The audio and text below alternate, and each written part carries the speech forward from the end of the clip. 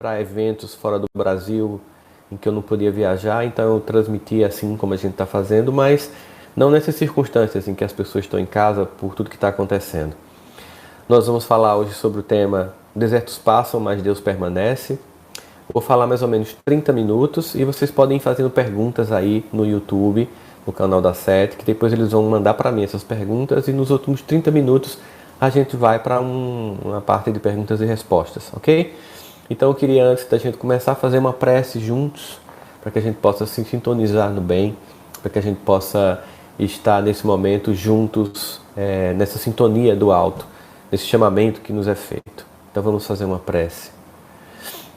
Pai amado, estamos aqui, com todas as nossas fragilidades, com todos os nossos medos, com todos os nossos receios, com nossa busca de compreensão, com nossa angústia, mas ao mesmo tempo com a nossa esperança, com a nossa certeza e com a nossa fé depositada no Teu coração.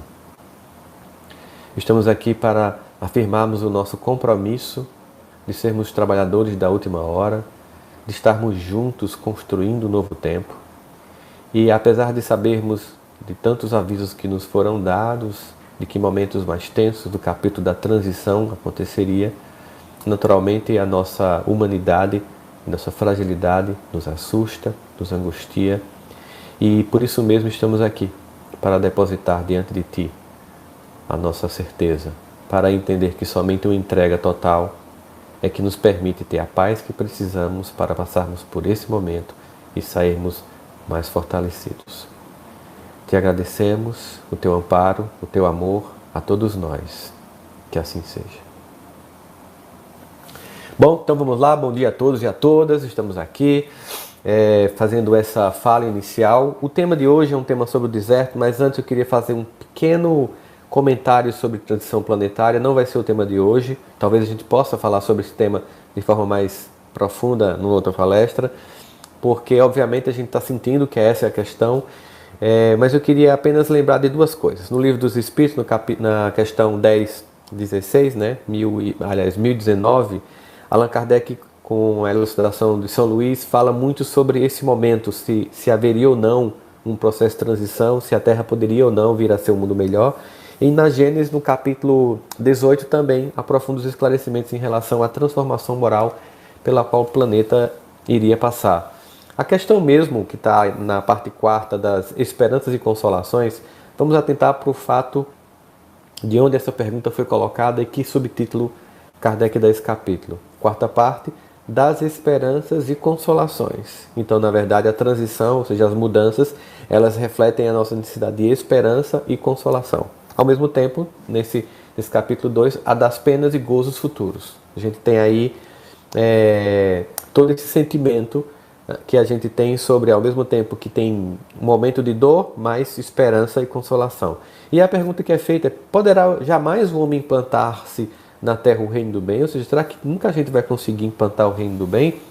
E aí a resposta é: o bem reinará na Terra quando entre os homens, entre os espíritos que nela habitem, os bons predominarem os maus. E começa a traçar toda uma questão do progresso moral e diz que essa transformação foi predita e se avizinha o momento em que se dará. Então, na verdade, de um modo geral, todos nós, em qualquer campo da fé, tem uma forma de nomear esse momento. Fim de mundo para algumas religiões, como se fosse assim o apocalipse, no sentido mesmo literal de uma destruição. Para outras religiões seriam transições, como a nova era, a era de Aquários, a transformação, a transição planetária. O nome que se dá sempre reflete a uma profunda mudança de inflexão, sair de um ponto para outro. É isso que a gente está sentindo agora. E que em algum momento a gente perceberia que capítulos mais intensos e por isso também mais tensos iriam tomar conta do cenário planetário. Nós provavelmente estamos experimentando isso, o que não quer dizer que ao final desse isolamento social nós estaremos num novo mundo. Mas certamente antes disso, enquanto isso acontece, para depois disso, estamos construindo um conjunto de etapas graduais e dessa forma mais intensa agora, mas também não vai ser mágica, de transformação do ser humano. Mas há um convite aqui que ele é coletivo, Ou seja, essa experiência ela é coletiva, não tem como negar. Mas apesar dela ser coletiva, de todos estarmos sentindo essa experiência ao mesmo tempo, a forma como cada um de nós sente essa experiência ela é individual e ela é intransferível. E como é que isso acontece? Bom, eu estou aproveitando essa época para fazer algumas leituras. Estava lendo Os Irmãos Karamazov, de Dostoiévski, que é um escritor russo muito bom, e estou lendo agora Crime e Castigo, né? Uma edição comemorativa, muito bonita, comprei. E aí eu selecionei aqui um trecho de Irmãos Dostoiévski para a gente começar, em que ele faz o seguinte: somos assim, sonhamos o voo, mas tememos a altura. Para voar é preciso ter coragem para enfrentar o terror do vazio. Entende? O terror do vazio para voar. Esse sentimento que as pessoas têm num processo de desertificação do eu. Porque é só no vazio que o voo acontece. O vazio é o espaço da liberdade, a ausência de certezas. Bom, nunca nós tivemos com tanta ausência de certezas como agora. Não certezas no que tange aquilo que é de Deus. Nele sempre há concepção de solidez, nele sempre há absoluta certeza de tudo. Mas as nossas incertezas tomam conta de nós. O vazio é o espaço da liberdade, a ausência de certeza. Mas é isso que temos, o não ter certeza. Ou seja, a verdade humana é que as certezas não nos pertencem a Deus. Por isso trocamos o voo por gaiolas. Com medo dessa experiência, desse vazio, desse deserto, a gente prefere ficar na gaiola. As gaiolas são o lugar onde as certezas morrem. Então a gente percebe muito claramente aqui que Dostoiévski está nos fazendo uma alusão sobre a necessidade de que para alçar voos, para conseguir chegar mais longe, para desconstruirmos e construirmos sobre novas perspectivas, nós temos que ter a ousadia do voo, nós temos que ter a ousadia de estar no deserto. Queria aproveitar e saudar todas as pessoas que estão nos ouvindo nos muitos canais que estão retransmitindo a nossa palestra, inclusive também nossos queridos amigos da Web Rádio Fraternidade. Um beijo no coração de todos e todas vocês. Bom, o deserto tem dois aspectos a serem considerados. Como a realidade física real, assim, a gente percebe nas muitas passagens do Antigo ao Novo Testamento a experiência do deserto para os judeus, para o próprio Cristo, naquela época, como um momento de encontro com a divindade, ou seja, do momento em que você sai do lugar fisicamente confortável para um lugar totalmente hostil. Então ele tem uma realidade física inegável, mas ele também tem uma realidade espiritual que toca toda a vida humana. E a gente percebe ao longo de toda essa trajetória que Deus sempre nos convida ou nos atrai constantemente para o deserto com uma finalidade. Finalidade que é muito particular para cada pessoa, mas é sempre uma finalidade de encontrar o próprio Deus. Essa é uma finalidade muito clara no deserto. Bom, agora, que obra que o deserto faz? O que ele provoca em nós? O deserto ele sempre encerra uma obra de desinstalação, uma obra de despojamento total de si. No deserto a gente perde os parâmetros que a gente tem. E qual é o objetivo dessa desinstalação do eu? É o ego que foi se acostumando com seus personagens, com suas muitas formas de se apresentar. Eu sou isso, eu tenho tal título, eu tenho tais coisas, eu consegui tantas pessoas para me curtir, tantas pessoas me seguem. Todas as coisas, todas as máscaras que a gente coloca, todos os personagens que a gente vai colando no nosso espírito eterno, simplesmente eles vão tomando conta de nós e nós vamos perdendo a nossa essência. No deserto, isso meio que se destrói. Chega lá e de que adianta todas as coisas? Então, o grande porquê dessa desinstalação, dessa obra do deserto, é desconstrução de um ego que adoeceu no seu processo e precisa voltar para o seu aspecto mais self, o seu aspecto mais luminoso, o seu aspecto mais grandioso.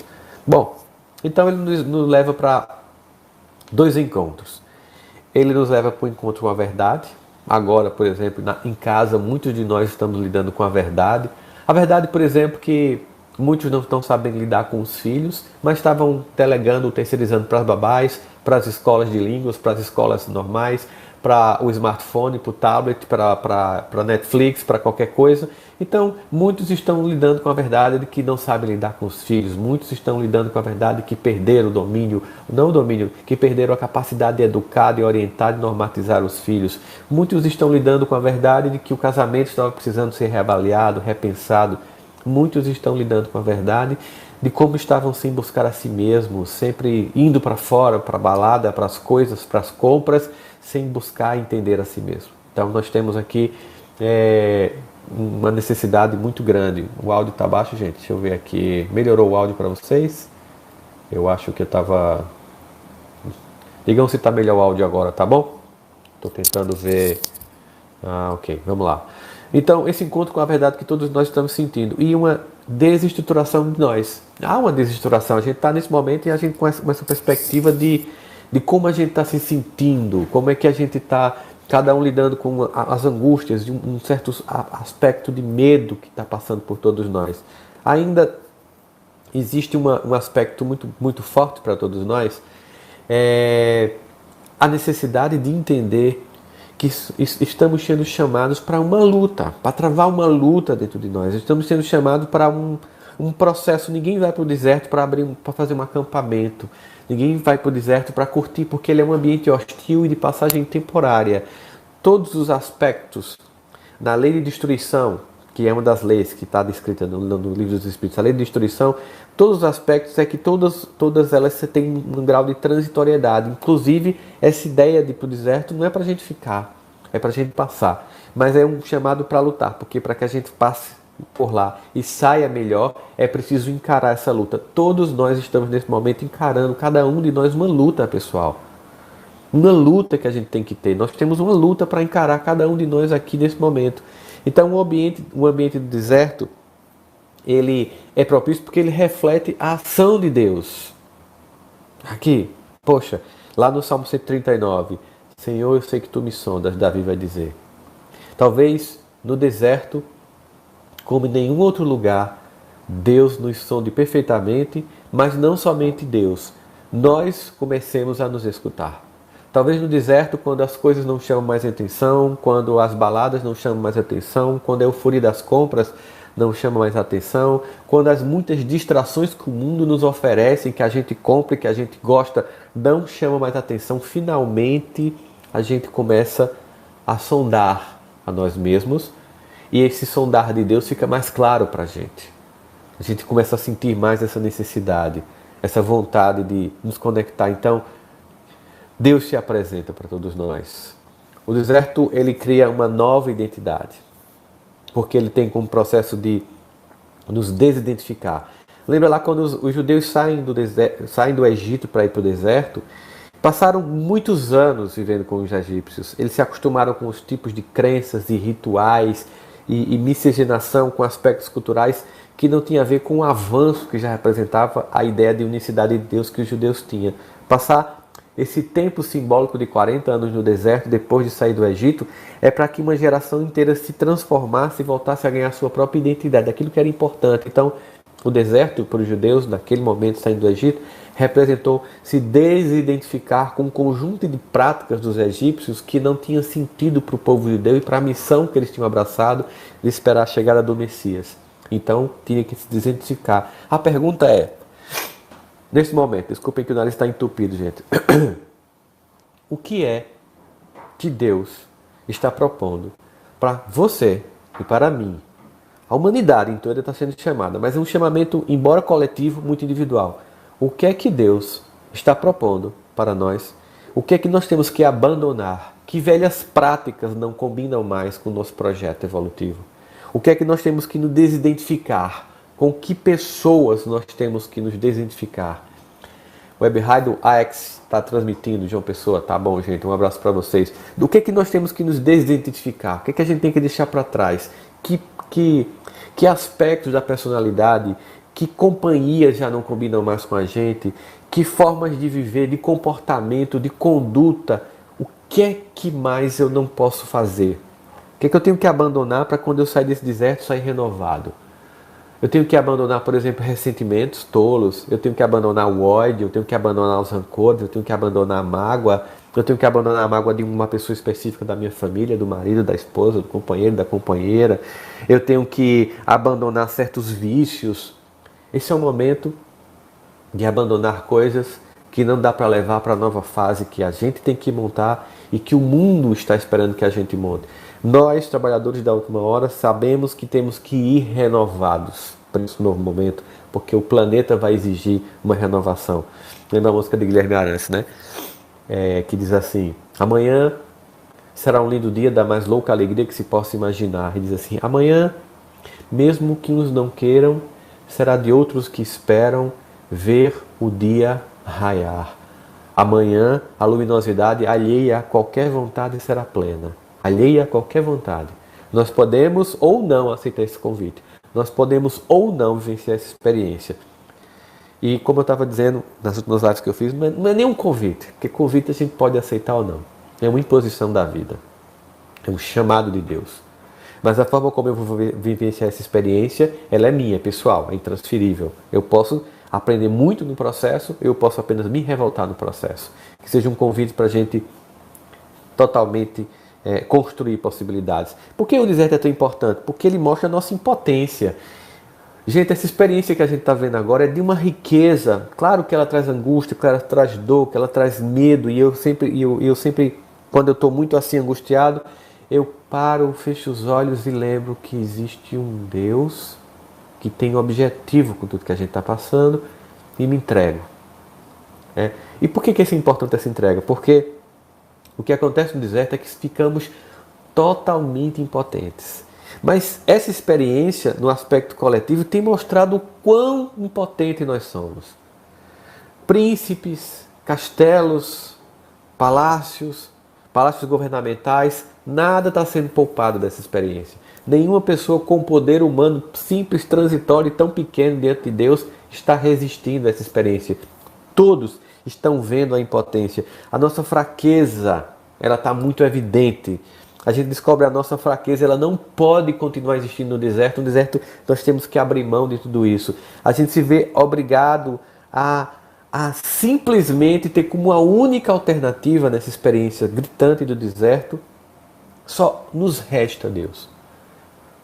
Só nos resta Deus. Todas as ações que nós estamos fazendo são ações humanas, procurar uma vacina, fazer isolamento social, tudo são respostas humanas necessárias, mas a entrega, a única condição de pacificar-se diante disso. Nós podemos meditar, fazer ginástica, tudo é importante, tudo é legal, mas realmente só quando a gente se entrega a Deus, só quando a gente se coloca como um filho que diz: papai, eu não sei o que eu vou fazer, me ajuda, que eu, é aqui que você toma conta. Sabe aquela pegada na areia, quando a gente está com duas pegadas e de lá, foi aí que eu te carreguei? Estamos sendo carregados, então se coloca nessa condição, na condição de um filho que não fica ansioso o tempo inteiro tentando explicar o que vai acontecer e tal. Natural que a gente fique pensando em cenários e tal, mas se você ficar preso aos cenários, às coisas o tempo inteiro, você não vai conseguir encontrar uma resposta, porque nenhum de nós sabe exatamente por que as respostas. Então temos que simplesmente se entregar nessa experiência, se renovar nessa experiência, construir novas habilidades nessa experiência. O deserto põe o homem diante de si.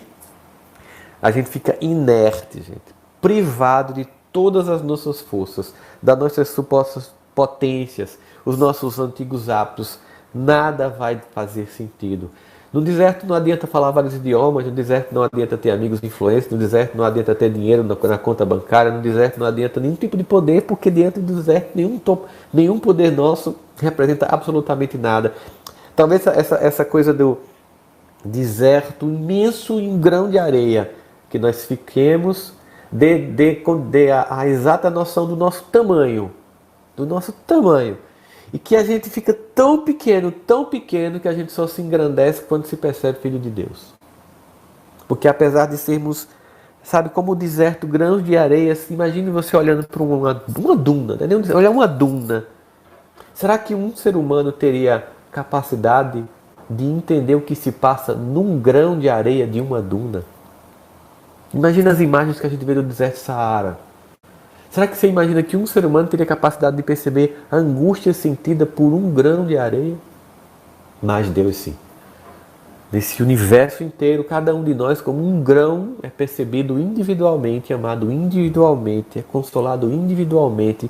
As questões são individualmente. No deserto, a gente tem essa percepção, sim, Jaime, que Deus permanece. É lá que a gente encontra, é lá que a gente dobra os joelhos, dobra o ego, dobra a vaidade, dobra a prepotência, a arrogância, cai por terra todas as construções meramente humanas e Deus se manifesta com todo o seu esplendor. E é engraçado porque ao mesmo tempo que a gente se sente tão pequeno no deserto, ao se reconhecer como filho de Deus, nos sentimos grandes. É a única condição que nos dá.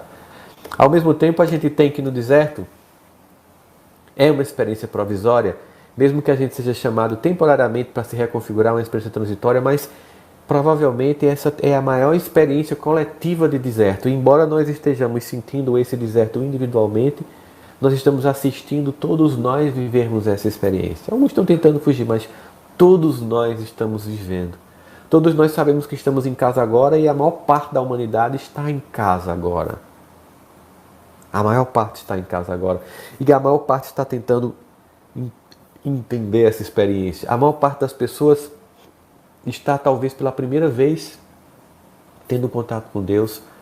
Muitas pessoas estão pela primeira vez diariamente fazendo uma oração, rezando, fazendo preces, fazendo jejum, fazendo todos os rituais que seu campo de compreensão de fé e aspectos de fé solicitam. Cada um de nós está nesse momento vivendo sua própria experiência de contato com Deus. Cada um de nós está com medo do contágio de vírus. Mas só tem uma forma da gente não ficar preso no medo. É nos contagiarmos de Deus. Uma única forma de tirar todo o medo do contágio das doenças é nos contagiarmos de Deus. E contagiarmos de Deus a nossa vida significa não apenas permitir que Ele penetre em nós, mas que Ele se manifeste através de nós. É momento em que a gente troca o medo do contágio pela vontade de contagiar as pessoas com amor. A vontade firme e concreta de contagiar as pessoas com empatia. A vontade firme e concreta de manifestar a caridade nas nossas mãos, nas nossas palavras, de sairmos de nós mesmos. Exatamente isso. De sairmos de nós mesmos, sairmos da clausura do medo para o encontro. Por enquanto, um toque por prece fraterno, mas um toque de ação. A gente sai, a gente sente os movimentos das pessoas que estão cuidando das outras, preocupadas, indo atrás. Aqui a gente tem esse processo todo. A gente tem uma busca inteira de construção de identidade nova. É uma experiência provisória. O deserto não é um lugar para que a gente vá fugir, é um lugar para a gente se encontrar. E eu queria terminar aqui esses 7 minutos que faltam para que a gente abra para perguntas e respostas, fazendo uma referência a essa belíssima música de Gilberto Gil, composta nos anos 1970. Segundo especialistas na música, historiadores, essa música foi encomendada por Roberto Carlos, ele não se sentiu muita vontade para gravar, então Gilberto Gil gravou a música, que é Se Eu Quiser Falar com Deus. E a poesia dessa música, a forma como ele coloca essa experiência de deserto na música, ela é muito, muito, muito importante. A gente tem aqui: se eu quiser falar com Deus, eu tenho que ficar a sós. Cada um de nós, mesmo que estejamos com a família em casa, estamos vivendo essa experiência de forma muito solitária, muito íntima nossa. Eu tenho que apagar a luz e calar a voz. Apagamos. Apagamos a luz do shopping, apagamos a luz das coisas, apagamos a euforia vazia e calamos. Calamos todas as coisas que nos distraem para finalmente falar com Deus. Tenho que encontrar a paz, ou seja, a paz não é dada, é uma busca. Lembra de Jesus: vinde a mim, vós que estáis cansados, que eu vos aliviarei. Aprendei de mim, que sou brando e pacífico de coração. É um aprendizado. Eu tenho que buscar a paz, eu tenho que encontrar a paz. E eu tenho que folgar os nós da gravata, dos desejos e dos receios. Os nós dos sapatos e da gravata representando os personagens que a gente apresenta para o mundo. Nossa soberba, eu sou fulano, doutor nisso, doutor naquilo, tenho tal cargo, tal. Diante de Deus e do certo. Nada disso tem sentido. E também não dá para ficar junto do Pai com medo, nem com receio. Na verdade, quando o Pai chega, o medo e o receio vai, porque aí é o acolhimento, é o encontro. Eu tenho que esquecer a data. Se tem uma coisa que a gente tem esquecido é a data. A gente está num momento tal que ninguém sabe quando é domingo ou é segunda, porque parece um eterno domingo ou uma eterna sexta, dependendo de como a pessoa vive essa experiência.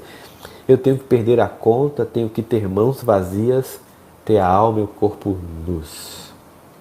Desvincular-se deixar o ego ser desprovido de sua arrogância e prepotência, deixar que as coisas aconteçam e que a gente vá ao encontro, né? Se eu quiser falar com Deus, eu tenho que aceitar a dor. Sim, entender a dor não como uma punição, mas como um pai que chama e convida para voltar ao caminho da retidão, para o que é correto, para o que é necessário, para o que é essencial. É nesse sentido.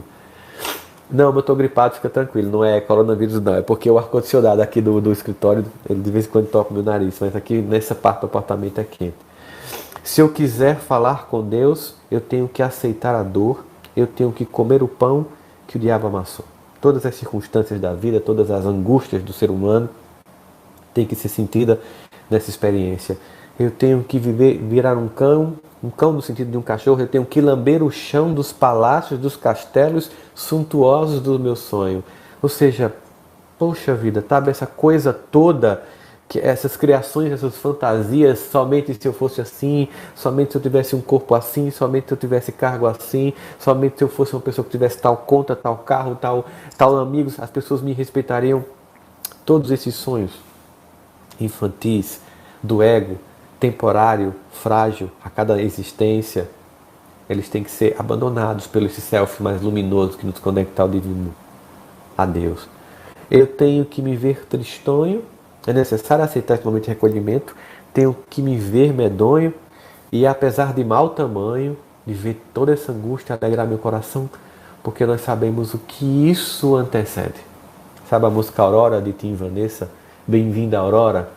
Isso antecede uma aurora bonita. Então, apesar dessa angústia coletiva, desse medo que toma conta de muitas pessoas, alegrar o coração, porque mostra assim, Deus não desistiu de nós, Deus está apertando, Deus está fazendo com que a gente cresça, Deus está usando a força para que a gente mude, para que a gente vá diante, né? Que a gente consiga avançar diante dessas possibilidades todas. Se eu quiser falar com Deus, eu tenho que me aventurar, que é bem específico da questão de entregar-se na fé mesmo. Se eu quiser falar com Deus, eu tenho que me aventurar, tenho que subir aos céus sem cordas para segurar. Não tem nada aqui. Nada. Né? Então a gente tem uma necessidade de se entregar. Não tem nada que vai fazer a gente agora... Não, sabe, não tem um plano de governo, alguma coisa. Não, a gente está vendo as coisas, os movimentos humanos normais, mas simplesmente a gente tem que ir agora, sabe? Se entregar. Esse momento de entrega tão bonito. E aqui, olha só, eu tenho que dizer adeus. Adeus a um velho mundo. Adeus a uma velha forma de viver, a experiência coletiva. Adeus a uma velha forma de viver, a experiência consigo mesmo. Adeus a uma velha forma de viver, a experiência em família. Eu tenho que dizer adeus às coisas que não combinam mais com o ser que eu tenho que me tornar. Eu tenho que dizer adeus às coisas que não combinam mais com a sociedade que nós precisamos construir. E sim, nascer de novo, reconstruir-se, sabe? Viver essa experiência. Eu tenho que dizer adeus, dar as costas, caminhar. Decidido pela estrada que ao final vai dar em nada do que eu esperava encontrar. Porque nada do que a gente espera encontrar vai acontecer. Porque nenhum dos nossos sonhos mais belos para o mundo novo e para o nosso novo mundo supera os sonhos que Deus vai realizar em cada um de nós. Nada. Porque os sonhos de Deus são maiores que os nossos. Né? Especificamente essa experiência. Né? Fabrício, um beijo no coração, meu irmão. Especificamente essa experiência que a gente está aqui. Então, diante disso, vamos lá para a gente responder algumas perguntas de vocês e pensar um pouquinho sobre esse nosso momento. Estamos aqui juntos num diálogo, né? Aqui várias pessoas juntas. Vamos lá, tem aqui uma pergunta. Rossandro, o que seria mais importante nesse momento? A economia ou a saúde? Essa dicotomia, ela é uma dicotomia falsa. Vários pesquisadores, vários estudiosos deixam muito claro que não há como você desvincular, porque se a gente acreditar que precisaríamos todos voltar a trabalhar e aumentar o nível de contágio, o sistema de saúde ruim e as pessoas começarem a ter medo de voltar para casa, nós precisaríamos passar muito mais tempo em casa. Então todos os países tem que olhar o seguinte: o que é que todos os países do mundo estão fazendo? Todos os países do mundo estão fazendo com que todas as pessoas trabalhem?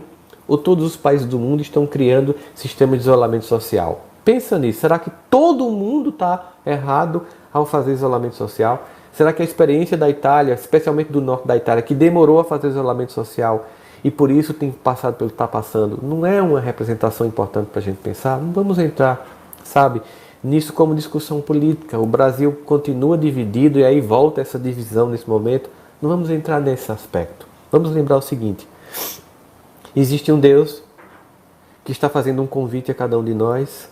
Nós temos as nossas oportunidades como seres humanos de pensar, de criar vacina, de criar soluções, de pensar economia, enquanto as pessoas estão em casa, ajudar os mais frágeis, e cada um de nós particularmente fazer isso, não somente esperar ajuda governamental, mas ver quem ao redor está frágil, instituições, asilos de idosos, crianças, moradores de ruas, profissionais que estão perdidos porque trabalhavam no final de semana, como cada um de nós vai ajudar, é o que nós podemos fazer e como nós vamos nos construir nesse processo.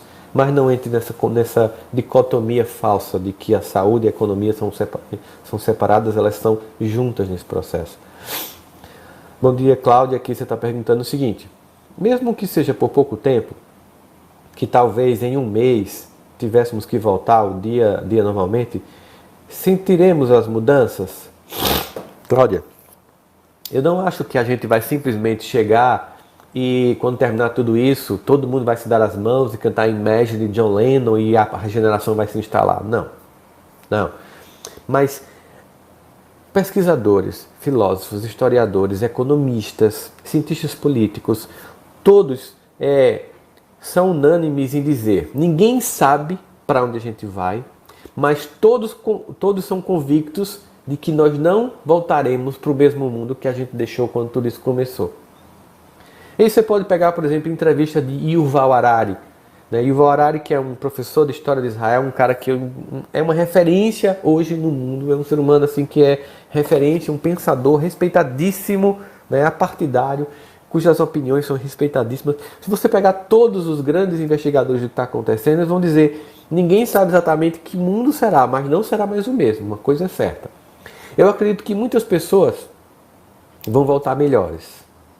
E também que muitas pessoas vão voltar mais egoístas. Porque, por exemplo, quem tem um sentimento de conflito no lar, esses conflitos estão sendo exacerbados agora. Quem tem um lar harmonioso, essa harmonia está sendo ampliada agora. Quem tem um casamento bom, esse casamento bom está mostrando toda a sua força e a união está aumentando. Quem já tinha um casamento ruim, esse casamento ruim está tendo uma experiência chocante de ou vai ou racha agora. Então, de todo modo, cada um de nós vai sair transformado. De todo modo, a sociedade será uma sociedade diferente. De todo modo, muitos de nós iremos reavaliar certos valores, certas coisas. Não há como a gente voltar para o mesmo mundo. Que mundo vai ser esse? Alguém que vai dizer, sabe, teria muita arrogância. Mas é um aprendizado de longo prazo, o isolamento social que a gente vai ter. Ninguém sabe até que ponto vai ser, se vai ser mais um mês ou mais 2 meses. A gente tem visto que os países têm renovado, sabe, o isolamento. Vamos fazer mais 15 dias, mais 15 dias, mais 15 dias, né? Roçando, não tenho vícios e possuo vida equilibrada porque temos que pagar o mesmo preço de quem tem a vida toda desajustada. É boa pergunta essa. É mais ou menos como se a gente dissesse assim: o que é que eu tenho a ver com o meu vizinho? Nós moramos no mesmo condomínio universal. Então, se o vizinho faz uma festa do lado, faz barulho na minha casa. Então, assim, acontece. Porque eu estou morando no mesmo condomínio. Se eu estou morando no mesmo condomínio, é porque eu estou para contribuir. Eu posso fazer a seguinte pergunta: eu não tenho nada a ver com isso, eu não tenho vícios, por que eu tenho que participar? Porque você está para contribuir. Você está para... Sabe quando diz assim: eis que vos envio feito cordeiro em meio a lobos? Quando Jesus diz isso, ele não está dizendo que vai pegar os cordeirinhos bonitinhos e frágeis para os lobos trucidarem. São símbolos. A gente sabe que o Evangelho tem vários níveis de leitura, de um nível de profundidade cada vez maior. Vou fazer uma leitura aqui. Cordeiro é o símbolo da subserviência. Jesus foi o Cordeiro de Deus, a total entrega e subserviência a Deus.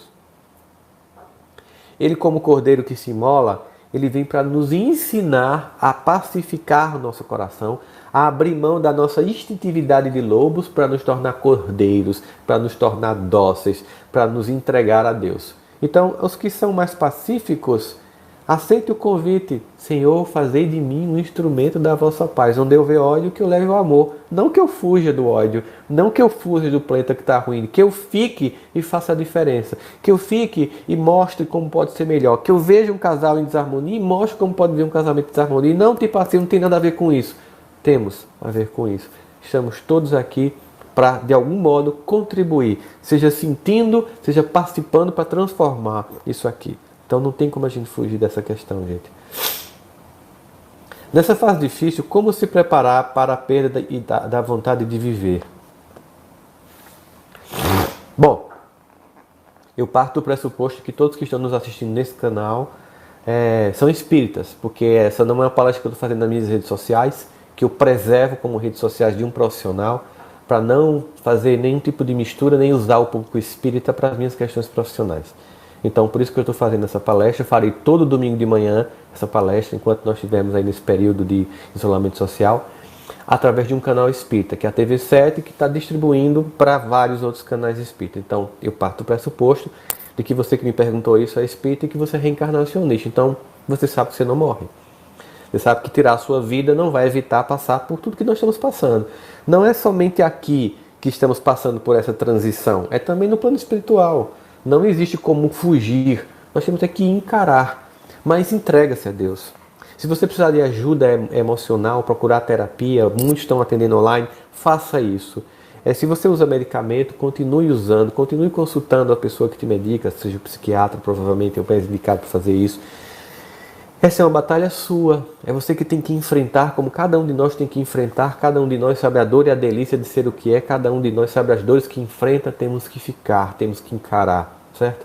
Assiste lá no meu canal o vídeo Fica, que eu fiz no canal Roçando Clige, Fica para mostrar como ser uma pessoa melhor, fica para mostrar como não tratar os outros como te trataram, fica para educar as pessoas como você não foi educada, fica para amar as pessoas como você não foi amada, mas fica para mostrar que é possível fazer diferente. Roçando, sofro de depressão, nesta época encontro muito ansiosa. Como lidar com a ansiedade? Ansiedade é quando a gente quer controlar as coisas.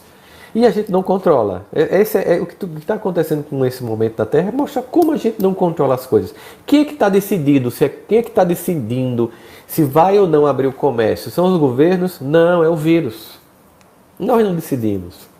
Nenhum de nós está decidindo. Quem está decidindo é a pandemia. É esse organismo vivo, mutante, que está tomando conta da sociedade. Então nós não controlamos. Então, se nós não controlamos, bom, simplesmente não tenho o que fazer, eu tenho que me entregar nos processos. E aí realmente a perspectiva de entrega é fé mesmo, é oração. No momento que você estiver mais angustiado no dia, para, ora, entrega, pensa, faz uma prece e pensa, Deus tem planejamento. Cristo está no leme desse barco. Essa nau não está desgovernada. Então, se entrega. É uma experiência que está nos convidando para desenvolver intimidade na relação com Deus. Intimidade a gente conquista dia a dia. Para comer 1 quilo de sal no casamento, são muitos dias. Precisamos desenvolver intimidade com Deus. Diariamente conversar. Vai tomar banho e conversa. Está angustiada, conversa. Vê notícia ruim, desliga, conversa com Deus. Se entrega, se entrega, se entrega. De papai, você que toma conta. Eu sei que os homens estão tentando criar suas soluções, mas você tem um propósito. E seu propósito é amoroso, porque você é amor. É o amor que está por trás de tudo isso, gente. É o amor. Vamos lá. Aqui. É a separação do joio do trigo? A Leila pergunta. Sim, do ponto de vista de transição planetária, nós sabemos que gradualmente, com isso não quer dizer que quem está desencarnando é ruim. Não vamos fazer esse tipo de visão maniqueísta. Não é isso. A separação do joio do trigo é um processo natural em que nós sabemos que para que o planeta atinja o grau de regeneração, os espíritos que vão dominar são os espíritos melhores. Então, gradualmente, vão sendo substituídos espíritos mais apegados ainda ao mal e vão indo para um outro lugar, e aqui vão ficando e vão vindo os espíritos mais sintonizados com esse novo tempo. Isso é um processo gradual e não vai se dar radicalmente. Acontece momentos de mais intensidade. Esse convite coletivo que Deus está fazendo, só Ele sabe por que Ele está fazendo, só Ele sabe por que é desse jeito. Nós sabíamos que capítulos mais tensos da transição planetária iriam acontecer. Está acontecendo diante de nossos olhos. Para que o desespero não vai resolver, simplesmente vivenciar a experiência, aprender com essa experiência, se enriquecer com essa experiência, se fortalecer e voltar mais convicto do convite que nos foi feito como trabalhadores da última hora. Tem aqui Moreira Freire. Dentro do processo de transição planetária, como situar a pandemia do coronavírus? Essa é a questão, sabe? Não tenho como te dizer assim. Apenas observar que existia convites pessoais que cada um de nós recebia na nossa vida, nas dores e angústias que cada um de nós tinha, desafios pessoais. E agora Deus nos chama para um desafio coletivo, um desafio que atinge a todas as pessoas, independente de classe social, de poder. Todas as pessoas são vulneráveis. Nada como isso, e veja como isso é rico do ponto de vista pedagógico, da pedagogia de Deus. Então, o grande sentido de tudo que acontece é pedagógico. A dor tem um caráter profundamente pedagógico e a pandemia é uma pedagogia coletiva, é uma grande lição coletiva que estamos recebendo. Como cada um vai aprender nessa lição, cada um sabe como vai aprender nessa lição. Cada país, cada família e cada pessoa, né? Amigão Jaime, qual foi o seu maior aprendizado até então ao longo do isolamento social? Jaime, eu ainda estou processando vários aprendizados, mas eu posso dizer o seguinte. Primeiro, gratidão a Deus pela esposa que eu tenho, por estar vivendo esse momento com uma pessoa tão doce, tão querida, em que a gente está construindo aqui junto essas possibilidades. Perceber como muitas pessoas precisam construir dentro das suas famílias essa pacificação, porque a pacificação não é uma coisa que nos é dada, é uma construção. A gente poderia estar aqui se degladiando, mas a gente está aqui colaborando.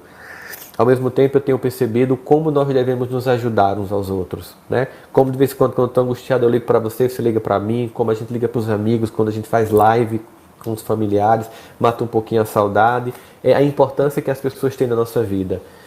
O quão as pessoas que nos cercam são importantes para a economia da nossa existência, como a gente tem que valorizar todo mundo. Como tem gente agora que está olhando para as pessoas que ajudam nas tarefas domésticas com muito mais sentimento de gratidão. Poxa, como eu não percebia que isso tudo era tão importante, o cafezinho feito, a roupa lavada, a roupa passada. Como muitos pais estão aprendendo a valorizar professores que muitas vezes eram humilhados com o dedo na cara. Você não cuida do meu filho, você não presta atenção a ele. Eram 50 crianças e você queria atenção exclusiva só para o seu filho. E agora você mal dá conta sozinho do seu filho em casa. Como eu espero que muita gente volte para as escolas com profunda gratidão e reverência aos educadores. Então, ainda está se processando muitos aprendizados, mas sem sombra de dúvidas, também não há como negar. Isso aí eu acho que talvez seja ponto pacífico em todos nós que estamos aqui. Eu acho que todos nós estamos sentindo como é confortador conhecer essa doutrina consoladora, que nos preparou para esse momento, que nos avisou desse momento e que nos explica o porquê desse momento. Então, e como é importante o evangelho que a gente faz para reforçar nosso coração nesse momento. Temos aqui a Rosana Ribeiro. Como ficam as pessoas que não viveram essa experiência de isolamento social, pois tiveram que trabalhar? Essas pessoas, elas estão tendo a experiência, assim. Elas estão tendo que trabalhar, mas elas estão tendo que voltar para casa e se isolar. Por exemplo, vários profissionais, claro, os que podem, estão morando sozinhos, mandaram os filhos, as esposas ou os esposos para outra casa. Eles estão vivendo, estão tendo que trabalhar, mas estão sentindo as mesmas angústias, as mesmas dores. O fato deles estarem trabalhando não torna a vida deles mais confortáveis, porque na verdade nós que estamos em casa presos estamos perdendo o convívio. Eles que estão no meio da rua estão com medo da contaminação. Então cada um de nós, seja quem está trabalhando, seja quem está em casa, está vivendo uma experiência. Essa experiência é para todos. Eu conversei com alguns amigos, algumas amigas médicas, a angústia que estão passando. Profissionais de saúde de um modo geral, fisioterapeutas respiratórios, enfermeiros, auxiliares, maqueiros, pessoas que estão nesse ambiente, todos estão sentindo, cada um do seu jeito, essa angústia. É um aprendizado que não vai deixar que ninguém fique de fora. É um convite para todos nós.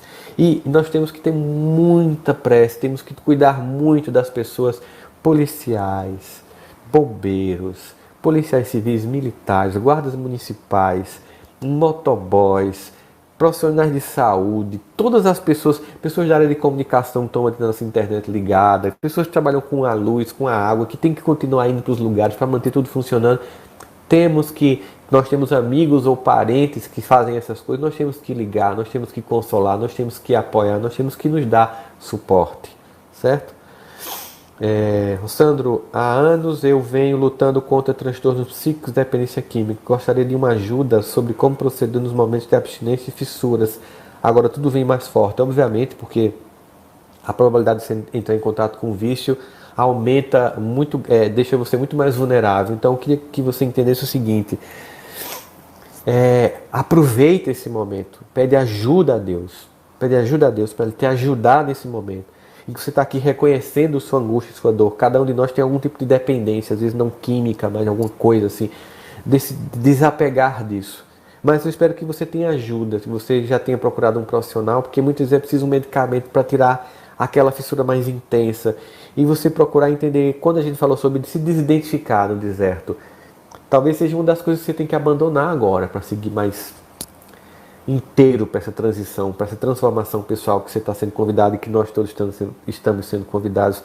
Deixar essas dependências que te fazem se sentir menor, que te fazem se sentir vulneráveis, que te coloca diante, inclusive muitas vezes nas dependências nós ficamos vulneráveis a ambientes também hostis, de muita vulnerabilidade, de pessoas também que vivem aqueles vícios. É hora de se desidentificar de tudo isso.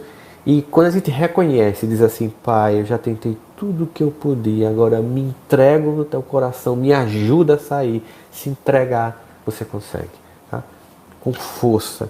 Não vai ser amanhã, não vai ser depois de amanhã, mas decida um dia começar a se desvincular dos vícios e você vai conseguir.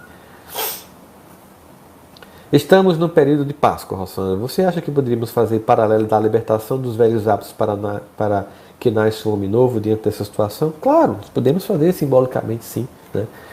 A Páscoa tem esse momento simbólico, tem esse grande movimento religioso simbólico, mas para nós a gente sabe que o importante é esse sentimento de renovação diário, né? Não é uma data específica do calendário que a gente estabelece um momento de transformação. O convite é diário e a construção dessa transformação, ela é diária. Então, assim, é importante que a gente faça. As influências obsessivas que vêm de forma sutil, ainda mais para quem tem sensibilidade e mediunidade aflorada, o que podemos fazer para identificar e afastá-las mais nesse cenário pandêmico? Eu te diria que a coisa mais obsessiva nesse cenário pandêmico não são nem os espíritos assim, obsessores. É a obsessão pelo caos, a obsessão pelo medo, a obsessão pela angústia. É o sentimento de pânico que está tomando conta das pessoas. E nós podemos, nós temos e nós devemos controlar tudo isso. Nós devemos não ser obsediados por esse psiquismo coletivo de caos, de angústia, de medo. Porque nós temos que lembrar que existe um projeto de Deus por trás de tudo isso. Então nós temos que pedir para que a gente seja instrumento dele, para que a gente ultrapasse com dignidade e altivez essa prova, para sair mais forte e para construir esse novo tempo. Então, de todo modo, se é uma coisa muito específica, um processo obsessivo espiritual muito específico, nós podemos, à distância, ajudar uns aos outros. Você pode entrar em contato com as pessoas da instituição que você frequenta e pedir um evangelho do lar à distância, inclusive usando o próprio telefone.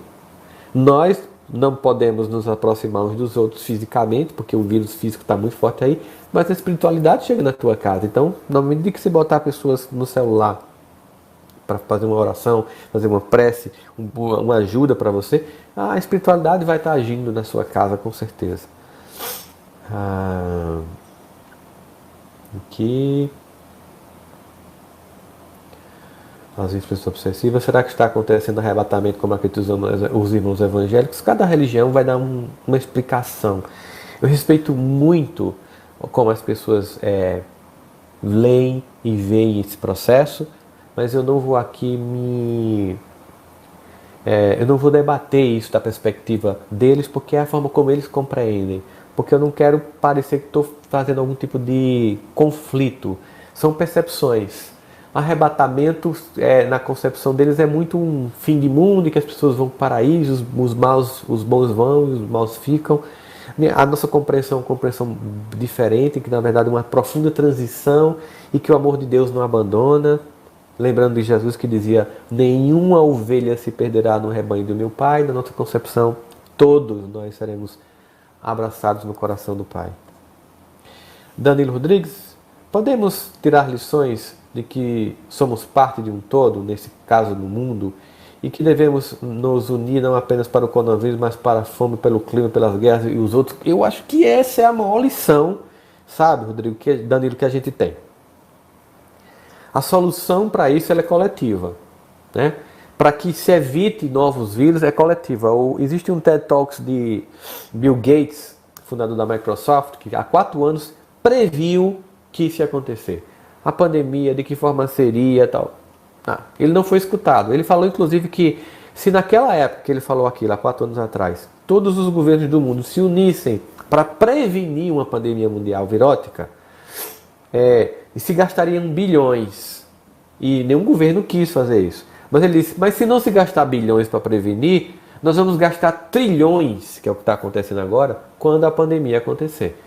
Espero que ao final de tudo isso venha uma profunda lição sobre o quanto nós devemos entender a necessidade de vivermos agora as experiências coletivas, de cuidarmos da casa física, do planeta, né?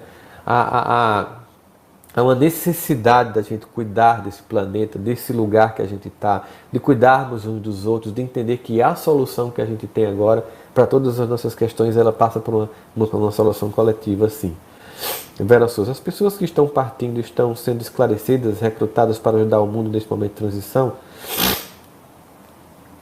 Todos nós continuamos sob a graça de Deus. Todos nós continuamos recebendo toda a ajuda de Deus. Seja aqui, seja no plano espiritual, há um profundo movimento de colaboração, de ajuda e de despertar de consciências. Então, não adianta nós ficarmos presos a imaginar que as pessoas que estão desencarnadas estão sendo desassistidas. Não, elas estão sendo assistidas sim, todos nós. É um momento de profundo crescimento, né? Da gente construir as nossas possibilidades, da gente estar aqui vivendo juntos essa possibilidade. Então, não fique com medo desse processo. Nós temos que olhar para tudo isso com o sentimento de que nós temos uma necessidade de passar por isso, porque, como nós sabemos, tudo que acontece é plantado por nossas práticas. Seja nossas doenças pessoais, que tem a ver com a reverberação espiritual das nossas emoções no perispírito, traduzindo no corpo físico, no processo de psicossomatização, seja coletivamente. Tanto eu posso criar para mim um estado de adoecer para que a minha alma desperte, como a humanidade pode criar para ela um estado de adoecer para que ela desperte. É tudo que a gente tem sentido. Gente, eu queria agradecer a presença de todos vocês. Esse vídeo vai ficar disponível no site da SET.